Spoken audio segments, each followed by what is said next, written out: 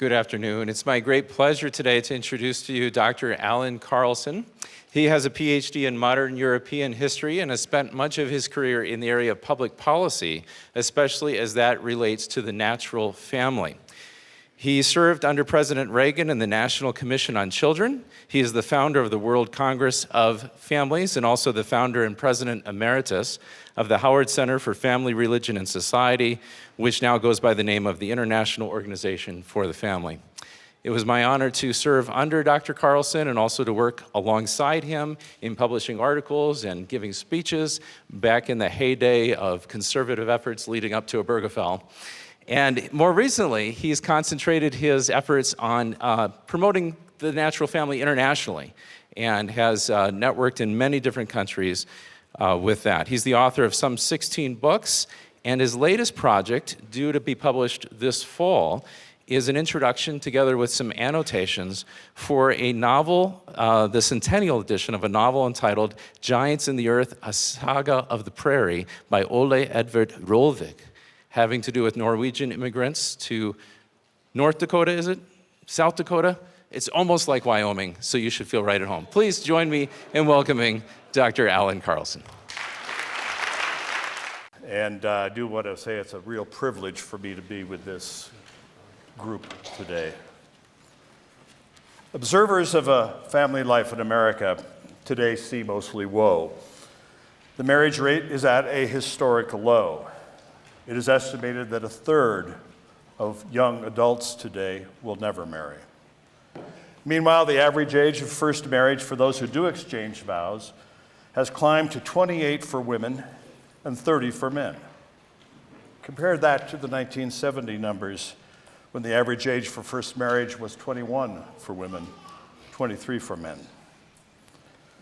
Marriage and family law is in shambles.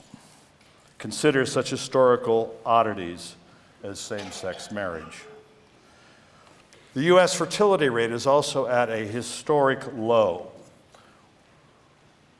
with an average of only 1.6 lifetime births per woman, well below the generational replacement level of 2.1 and far below the robust birth rate of earlier American times. Among those children that do appear, 4 of every 10 are what we once quaintly called illegitimate.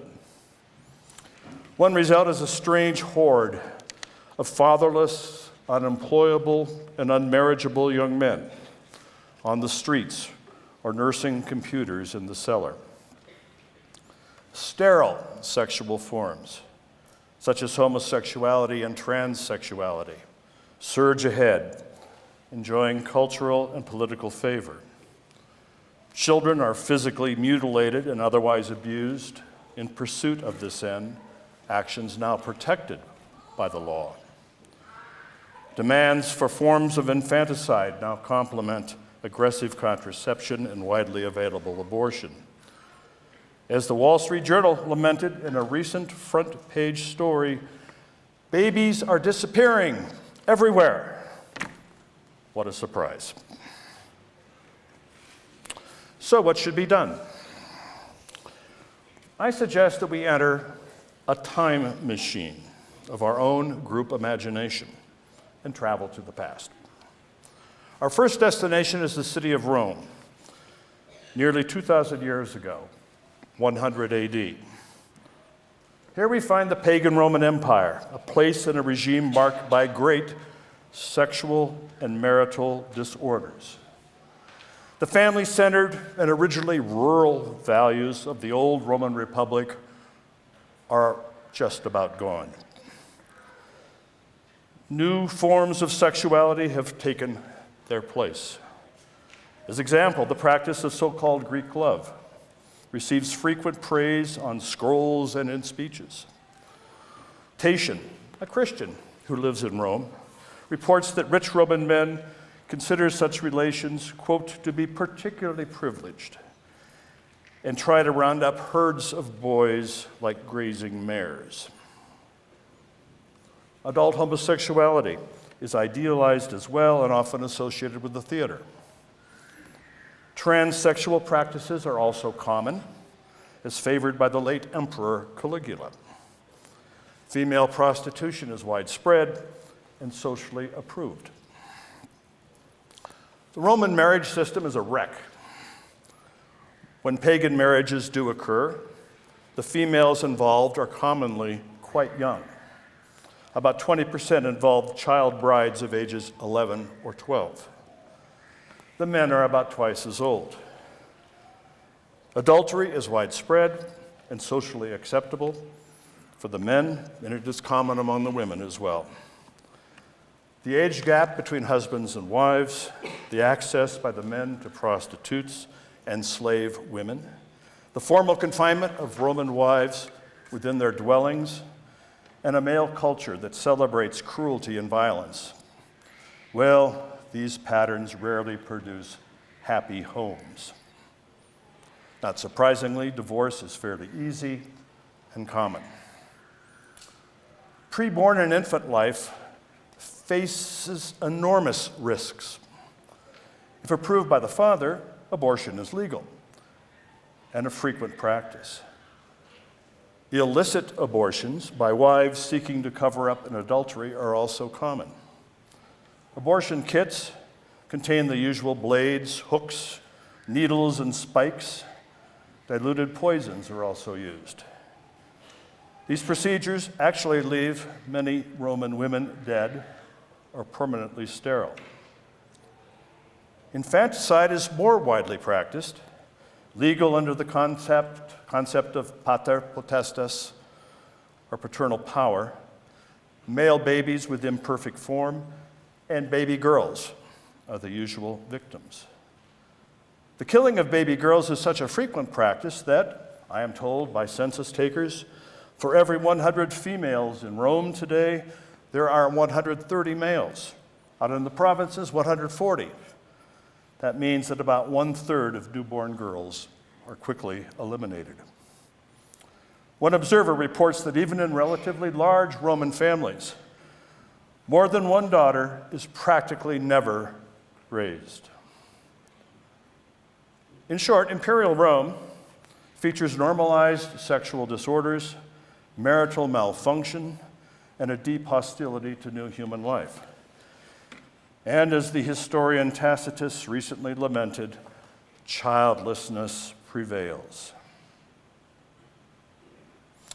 It has been into this setting of moral darkness that the followers of Jesus of Nazareth have stepped. Their number is small, no more than 30,000, scattered around the Mediterranean Sea. And yet it has grown apparent that this Palestinian sect, sometimes called the Nazarenes, holds to startling ideas on sex, marriage, and family. A fine summary appears in the Didache, a manual on church life and discipline that just appeared. Using a rhetorical style of Hebrew origin, labeled the two ways, the Didache vividly contrasts the path of death and darkness with the path of life and light. Elaborating on the social or communal implications of the second great commandment, love your neighbor as yourself, the document features a list of prohibitions that go well beyond the 10 Commandments. Condemnations of theft, murder, and magic appear beside forthright rejections of fornication, adultery, sodomy, infanticide, and abortion. As an example of its clear language, thou shalt not murder a child by abortion. On the positive side, these Christians also inherit from the Hebrew scriptures a strong affirmation of family life and children, a celebration of the bountiful home.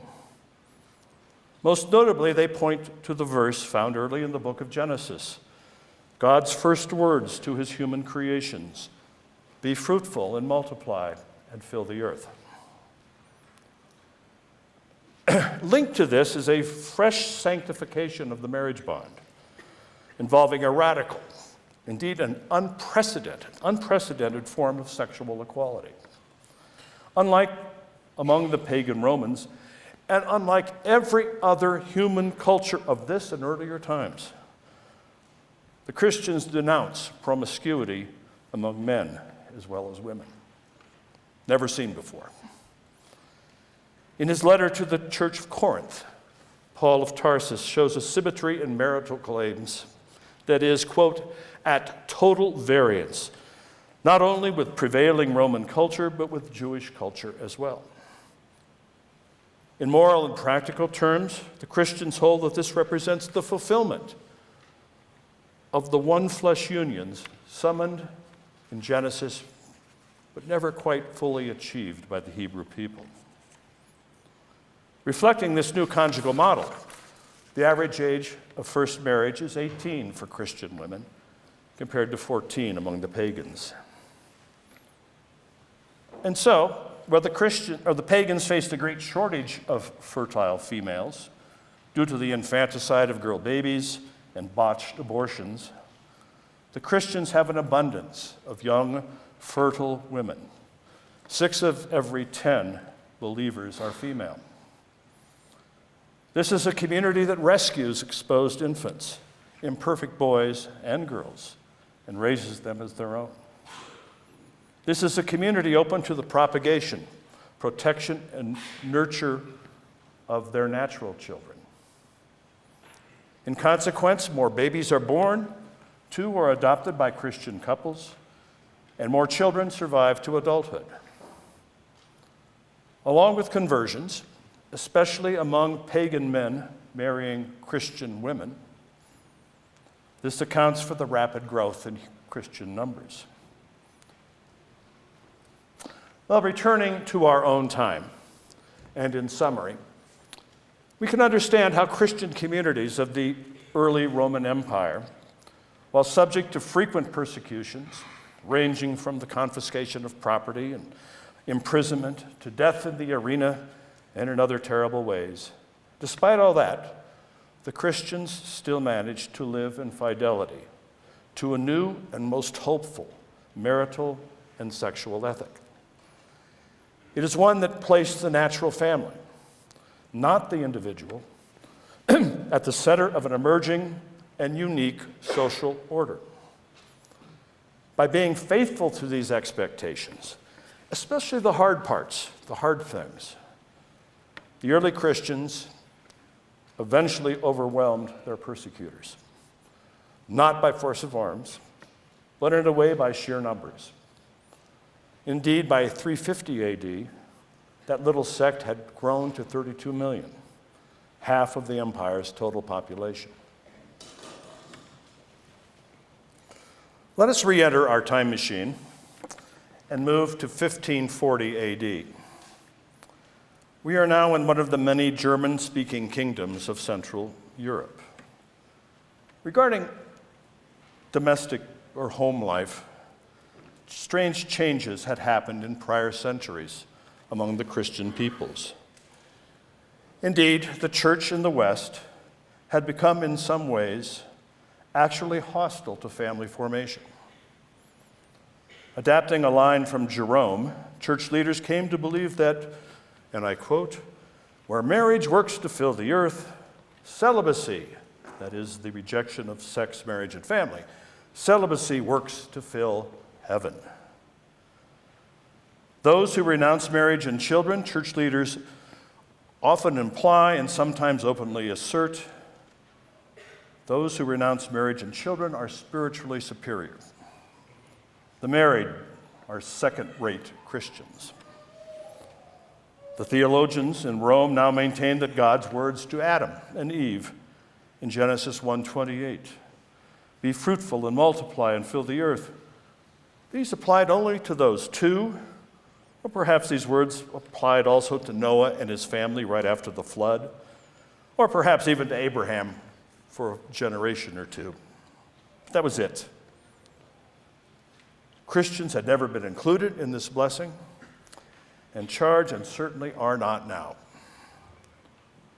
As a result, 1 of every 4 living adults in Germany and elsewhere now take vows of lifelong chastity and celibacy, becoming unmarried priests, monks, and nuns. Alas, critics of the church, such as Desiderius Erasmus of Rotterdam, have reported widespread abuses. I should note that Erasmus was, in fact, a Roman priest, one who never broke with Rome. All the same, as he wrote in 1518, there is a horde of priests among whom chastity is rare. That is, they sought out and had intimate relations with the women in their parishes. While marriage is a sacrament in the Roman Church and divorce forbidden, a long list of impediments or prohibitions regarding whom one might marry can be countered by donations or cash payments to a willing bishop for an exception. Divorce-like annulments are also in effect for sale. These practices have left the marriage system of Europe in this time confused and corrupted. Moreover, when a marriage system is in collapse, even persons who want to marry and bear children find that they cannot. The potential partners and the religious and legal supports simply are not there. But then, along has come Martin Luther and his fellow reformers of Wittenberg. They have put forward a revolutionary approach to sex, marriage, and family, which actually restores the original Christian understanding of the home. Luther begins with prophetic outrage over the immorality and social irresponsibility that church leaders have tolerated. As he writes, "Take away those seducers, the priests and monks, who have disgraced our mothers, wives, daughters, and sisters, and made harlots of them." Luther also condemns the smart immaturity of clergymen who avoid marriage and lure young people away from it into unchristian and immoral ways of life. A second impulse behind Luther's family ethic is his rejection of lifelong celibacy as both unbiblical and unnatural. In 1517, it seems that he did agree with the standard church argument that God's words in Genesis 1:28, "Be fruitful and multiply," that these were intended only for Old Testament people. But in 1520 or so, it appears that his colleague, Philip Melanchthon, encouraged him to reconsider the Genesis text. And it hit him. I'm sure it was just like that. It hit him just like that. These are God's very first words to the human beings he has just created. And their meaning is most clear. Marry and have babies. Moreover, nowhere in Scripture, Old or New Testament, does God take those words back or say that they are no longer relevant. Indeed, Luther concludes that Genesis 1:28 is more than a blessing, and even more than a command. These words form what he calls a divine ordinance, Werk in German, a divine ordinance, which it is not our prerogative or choice to hinder or ignore. Luther also emphasizes God's words in Genesis 2:18. "It is not good that man should be alone. I will make him a helper who shall be with him." Luther continues, "Whoever would be a true Christian must grant that the saying of God is true and believe that God was not drunk when he spoke these words and instituted marriage." That phrase, actually, that God was not drunk when, is a favorite of Luther's, used whenever he finds Christian leaders straying away from God's clear words and intent. With rare exceptions, in one text, Luther says not more than 1 person in 1,000.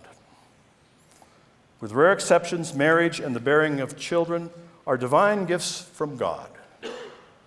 As the Reformer explains in his wonderful 1520 essay on the estate of marriage, it is not a matter of free choice, but a natural and necessary thing.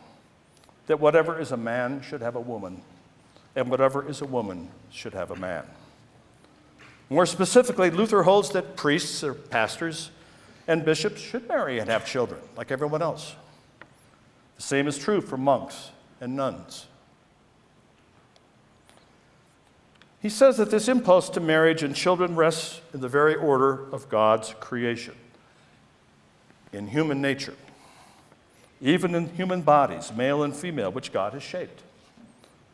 As Luther's colleague and fellow reformer, Justus Jonas, vividly explains in a 1523 pamphlet, therefore it is not in our powers to take up or lay down that marital impetus and disposition engraved in our nature, by which a woman eagerly desires a man and a man desires a woman. But this is how we have been created by God, how we have been made, how we have been fashioned.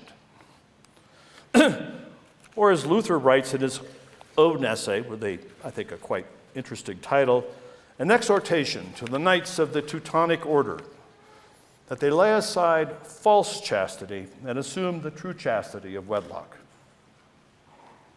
He writes, "We were all created to do as our parents have done, to beget and rear children. This is a duty which God has laid upon us, commanded and implanted in us, as is proved by our bodily members, our daily emotions, and the example of all mankind." Over and again, the Wittenberg reformers stressed the grounding of human marriage and childbearing in nature, in God's created order. They also emphasized that God's blessings and command found in Genesis 1:28 were his only words spoken in unspoiled Eden that remained active after the fall, which gave them special importance. As example, Luther describes each conception of a new child as an act of wonderment, wholly beyond our understanding, a miracle bearing the lovely music of nature, and a reminder of life before the fall. And as he adds in a beautiful passage describing the godly home, this living together of husband and wife, that they occupy the same home, that they take care of the household, that together they produce and bring up children, is a kind of faint image and a remnant, as it were, of that blessed living together in Eden. Elsewhere, Luther describes the procreation of children as the greatest work of God. This has led him to condemn the contraceptive mentality that is alive and well in this time, labeling birth control as barbarous and inhuman. Luther describes how the distinctive callings of men and women find unity in the Christian home. Women are called by God to be mothers. Quote, "A woman is not created to be a virgin, but to conceive and bear children." Meanwhile, God calls men home to serve as Christian house fathers with sweeping responsibilities. In a wonderful passage, Luther describes the father who confesses to God, "I am not worthy to rock the little babe or wash its diapers or to be entrusted with the care of the child and its mother." The reformer assures him that when a father goes ahead and washes diapers for his child, God, with all his angels and creatures, is smiling because he is doing so in Christian faith. Indeed, Luther elevates parenthood into the highest calling or task on earth. From a distinctly Christian context, he adds, "Most certainly father and mother are apostles, bishops and priests to their children, for it is they who make them acquainted with the gospel." And as we time travelers might know, the late 20th century historian Stephen Osment, a professor at Yale University, would write a book entitled "When Fathers Ruled: Family Life in Reformation Europe," where he concludes, "Never has the art of parenting been more highly praised and parental authority more wholeheartedly supported than in Reformation Germany." Summing up, Luther frames a family life that casts marriage as the highest order and calling on earth, that affirms while also softening and redirecting patriarchal leadership, that spiritually and culturally elevates motherhood and homemaking, that celebrates procreation in large families, and that refocuses adult lives around the tasks of childbearing. It appears that his own marriage to Catherine von Bora, their 6 natural and 5 informally adopted children, and their remarkably busy home shall become the model for generations of pastors and laymen to come. Back now to the future. This Lutheran culture of marriage, procreation, and childbearing, as shaped by Luther and his fellow reformers, lasted for nearly 400 years, with some ups and downs along the way, producing strong families and an abundance of children. However, it unraveled in the decades after 1900. Explaining why would require a full lecture of its own, I suppose. Still, a few thoughts. If Luther himself could have observed the process, he would most probably have identified and deplored a turning away from the clear words and will of God. God's words meant everything to him. And the embrace of dark choices that corrupted the marital bond and spurned children. For my part, I would emphasize the often underrated sin of complacency. To build a healthy human culture requires a strong vision, cooperation with others who share that vision, risk-taking, and hard work. Sustaining that culture requires methods of education that successfully convey to the young the excitement behind and within that vision, and an embrace by them, the young, with joy of the responsibilities that they must also now assume and carry forward. Human sloth or laziness are always there to say, things are going well, relax. You really don't have to do all that hard stuff anymore. Enjoy life.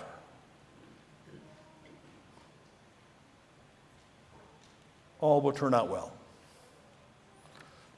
Now, Luther, I suspect, would more vividly identify the one who whispers such things in our ears.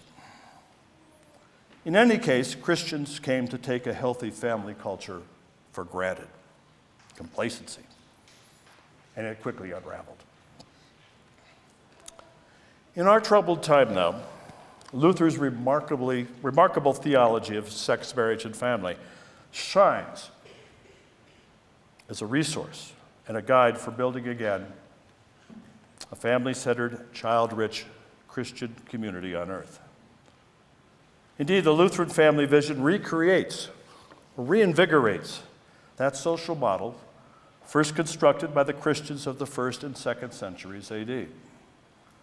The Lutheran model, when faithfully pursued, can uniquely rekindle the excitement and joy to be found in Christian marriage.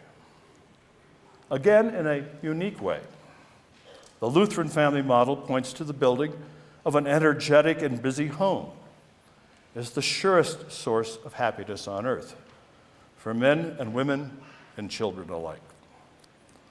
And the Lutheran family model, once again uniquely, opens up such marriages and homes to the welcome appearance of children and the creation of a large family. I challenge this new institution, Luther Classical College, to take a leadership role in building anew this Christian family culture. This school could help bring richer theological clarity to God's plan for his human creatures.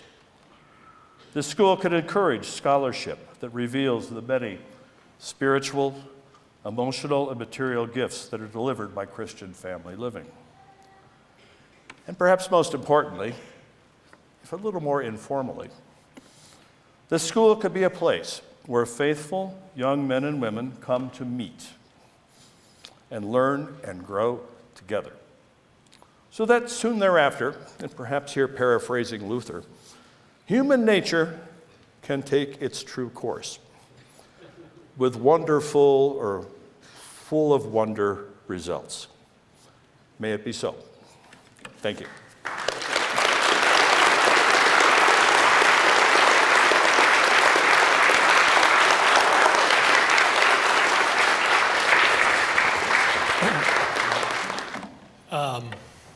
My name is Pastor Paul Furter. I'm a pastor in Lake City, Iowa.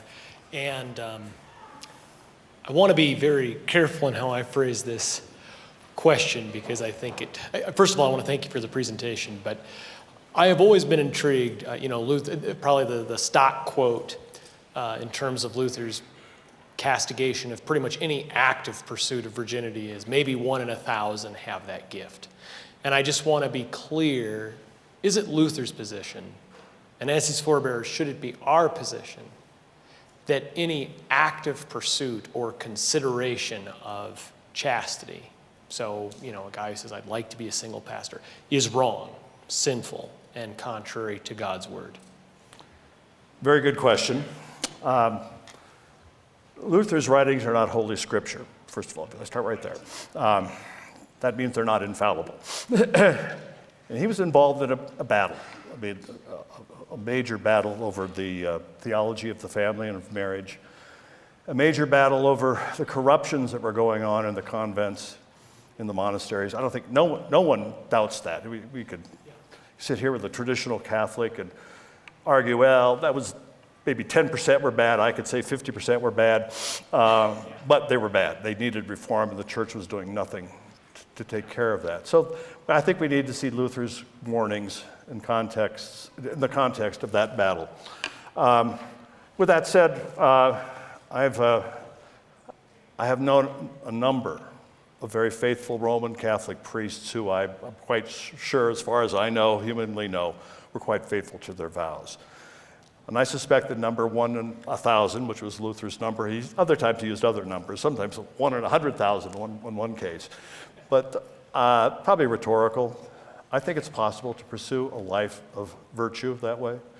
I think the mistake the huge mistake is in making it spiritually superior, and then in creating a system that was corrupt. The convents and monasteries, let's say, originally were set out with good intentions and did good work, but they became too rich, too much money sloshing around in there. They owned a lot of land. The monks were supposed to work the fields, but they just hired peasants. They maybe have a couple of beers, wander down to the brothel. It was not. Yeah, it was not. In lax monasteries, it was not so good. The convents were actually quite full of women who had been placed there as girls when they had no chance to say anything. They were placed there because their parents didn't want to provide dowries for them, didn't think they could find a good husband or something for them. And so I would say the idea of it being a free choice was not entirely true. Anyway, those are just some things I would respond. I would not use the number Luther used. And again, I think it's possible to pursue a life of chastity in the service, and in fact, redirect to the service of God. But Luther's main point is that for the great majority, this is what God wants and intends. And things should be set up to encourage it. What about those who can't find a mate? Well, sometimes we do better than other times. The last great surge of familism in America came during the so-called celebrated baby boom. And it was a true event. By about 1960, almost 95% of adults were or had been married. So it was almost a universal thing. And the birth rate had climbed right dramatically over what it was in the 1930s and 20s. There was a baby boom. It really was true. And there's some evidence that religious sentiments were driving it to at least some degree. So that's what you want to create. And I would, again, leave space for a life of chastity for some. But again, not for 25, 30% of the population. I think that's where it got way off track. Any other questions? Yes, sir.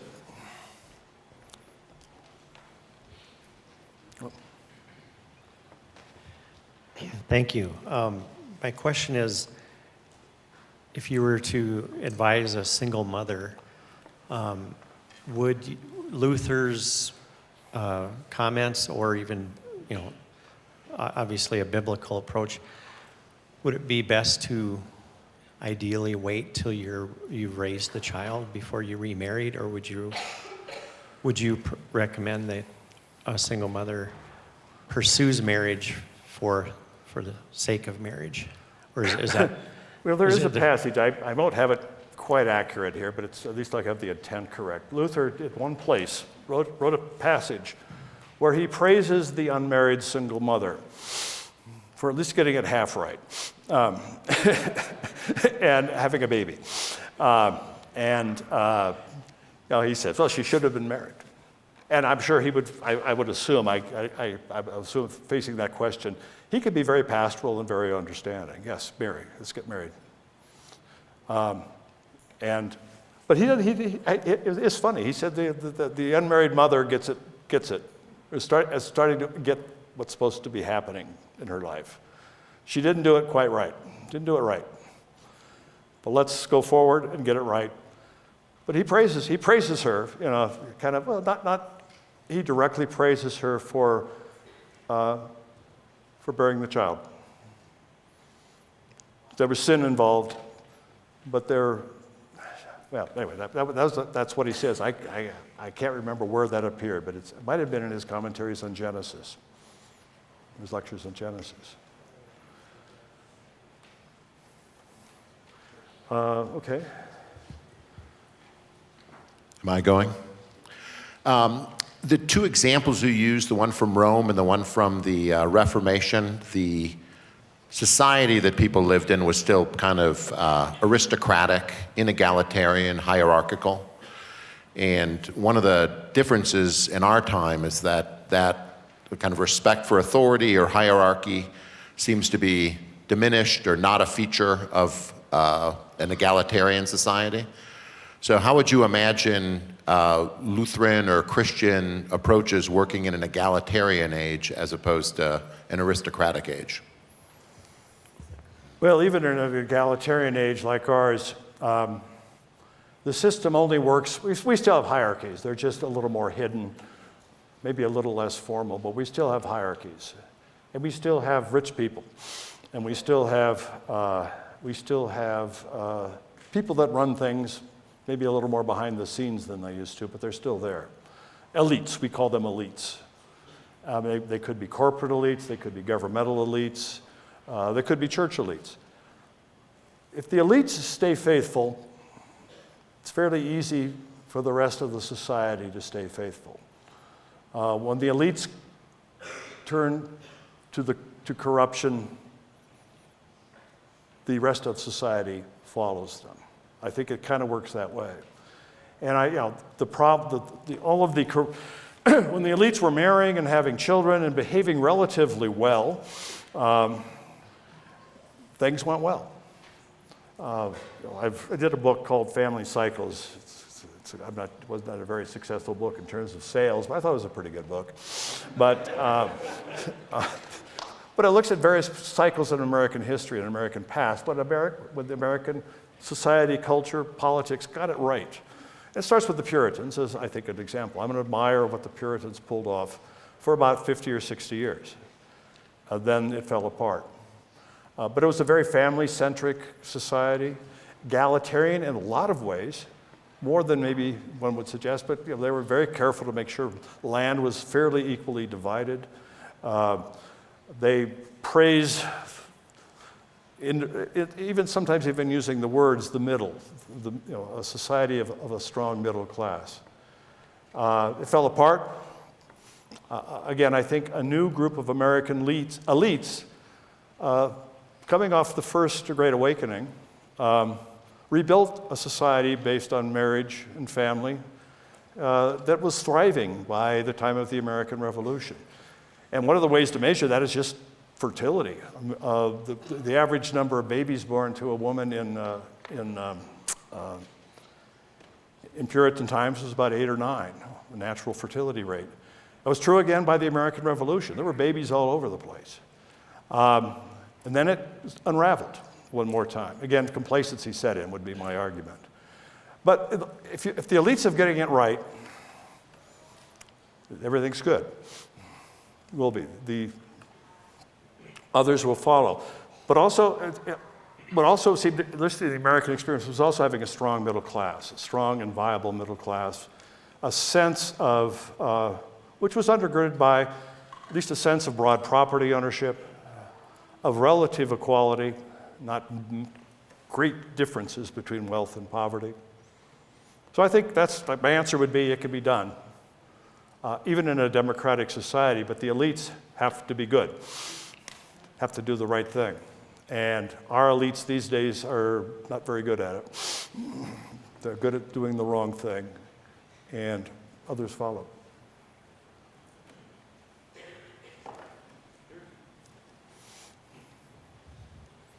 Stand up. Yeah. Hi, I'm Bryce Hedstrom from Loveland, Colorado. I'm wondering, I have 2 questions that are sort of related. What could we do practically in our parishes and our communities to help Lutheran young people get married and start having babies early? And is there married student housing planned for LCC? I can't answer that last question, but I would endorse that idea. I mean, they were still married. I was in graduate school. There was married student housing in most of the universities in this country. It was expected they'd be getting a lot of graduate students in particular, but even regular students who were married. And vast numbers of people were being married out of high school. We had a marriage culture.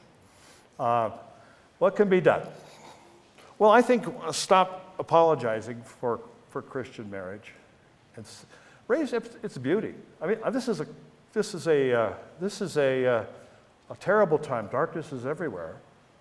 I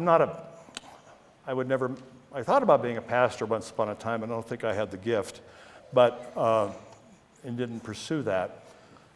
But finding ways for young people to meet. That's what college campuses are for, in my opinion. That's the most important thing. I remember when I went to college at Augustana College, Rock Island, Illinois, which was a college of the Swedish Lutheran Church. And I remember very vividly the freshman assembly where we were still there with our parents. We're being dropped off for school. And the president of the college gave her welcoming remarks, and he said, I want everybody to look around, look people beside you, right in front of you, right behind you. You may be looking at your future in-laws. And I thought, wow, pretty cool. As it turned out, it was true in my case. I married somebody very close to sitting there. But that kind of went away. And I think that was never in the charter of the college. We will promote the marriages of our young people and support them. But it was there informally. Certainly parents who sent their children to denominational colleges. I'm going to send my little Lutheran boy hopefully he'll meet a little Lutheran girl, and they'll produce more little Lutherans. That was kind of what was supposed to happen. And to be honest, it did, when those colleges were working right. And when they had at least a certain level of a lot of Lutherans here. That should be, again, for a while I taught at Hillsdale College, and I kept telling Larry Arnn, the only statistic about graduates from Hillsdale or any place else I cared about is how many of your graduates got married to each other. That to me was the most important number you could come up with. It always had to be kept kind of informal.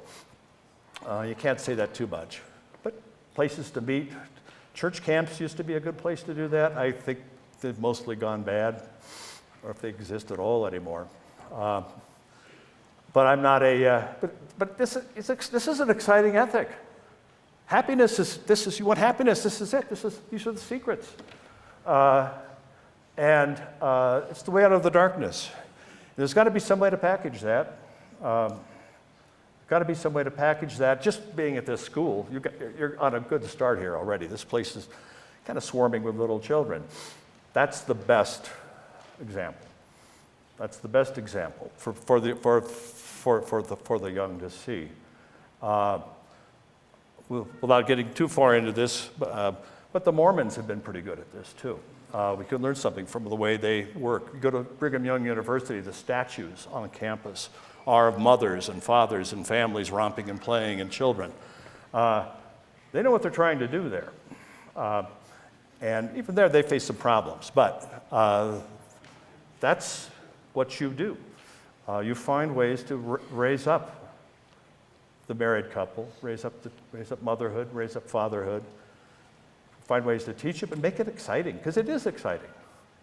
And in this dark age, it's like, here's a whole lot of answers to all the troubles you've got.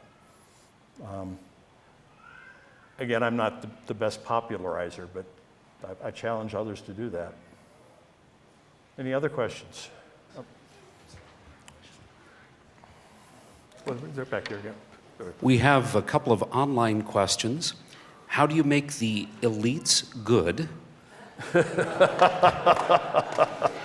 And would you speak to Christian freedom with regard to family size? Well, I'll simply say regarding what Christians always said until about 100 years ago, there was a uniform thing. Catholics, Protestants, Orthodox, evangelicals, Pentecostals, everybody agreed. All Christians agreed. This is a hard thing for us to take these days in a modern America. All agreed that birth control was wrong. That was a solid consensus until about 1930, when it was the first break came with the Anglicans. Again, an elite church at that time. That's where the used to call the Anglican Church, or the Episcopalian Church, was the Wall Street at prayer. And there was some truth in that. It was the economic and cultural elites. And they were the first ones to embrace birth control. First within marriage, but then they quickly moved beyond that. And then other churches followed. To this day, most churches, except the Catholic Church, a few Protestant exceptions, have accepted or quietly accepted, if not openly endorsed, birth control. How do you make elites good? Hard. You have to replace them. And you have to build new institutions, which is why what's happening here is exciting. You're not going to turn Harvard around, no matter how hard you try. It's occasionally possible to save a school that's going bad, for example. And I think some struggles are going on even within the Missouri Synod right now to save some, turn them around again. That is possible, but after a certain point, there's no way to do it. You have to build new institutions, build new elites. And one day, just like the Roman pagans in about 320 AD, they woke up and thought they were doing pretty good and kept the Christians pretty well suppressed. And suddenly they said, where did all these Christians come from? And they just took over. Just took over. Took over the institutions. Where did all they all come from? You can't turn bad elites into good, but you can build new elites that are good. I made the simple answer. Does that answer the two questions? Okay. We're going to take one more.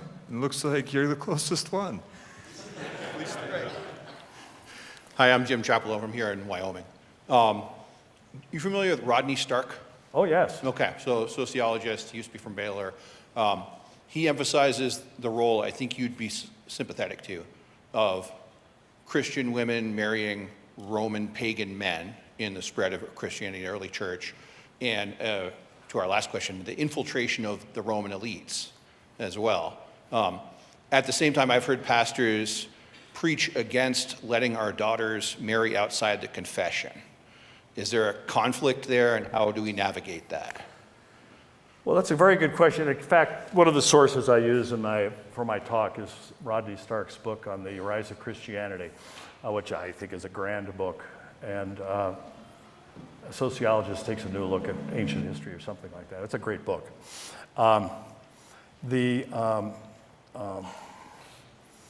It is true. Christian women marrying Roman pagan men.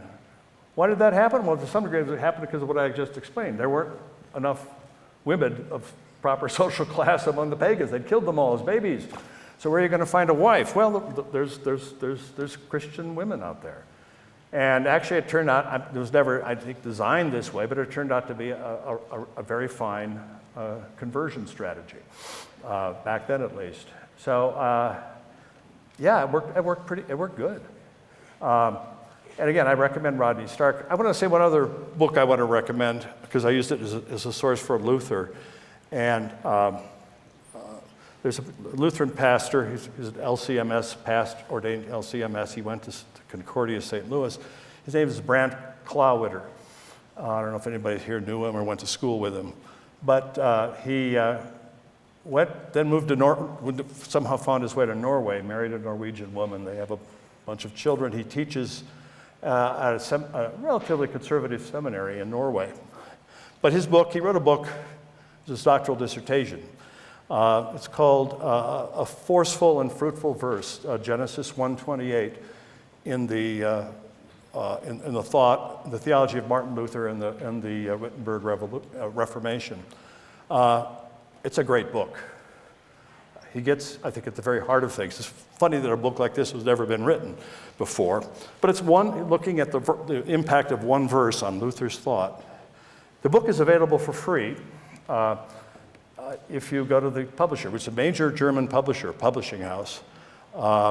It's in English. In fact, let me get you the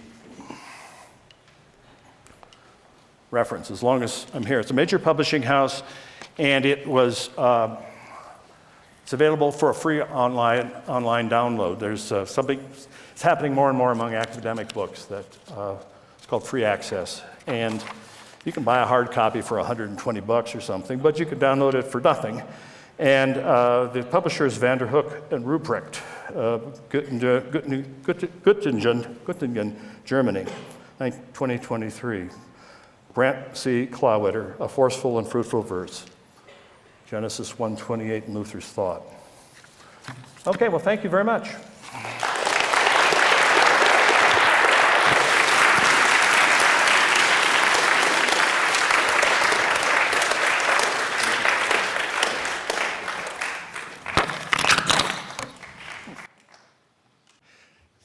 Thank you very much.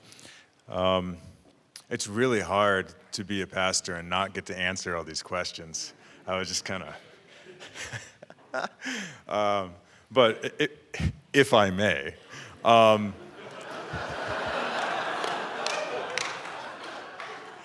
Rodney Stark's point is that most of these Christian women said, if you're going to have me, and I'm a rare commodity because we're like only 43% of the Roman population. If you're going to have me, you're going to treat me as a person created in the image of God. You're going to become a Christian. That didn't always happen, but it was, as you said, a major conversion.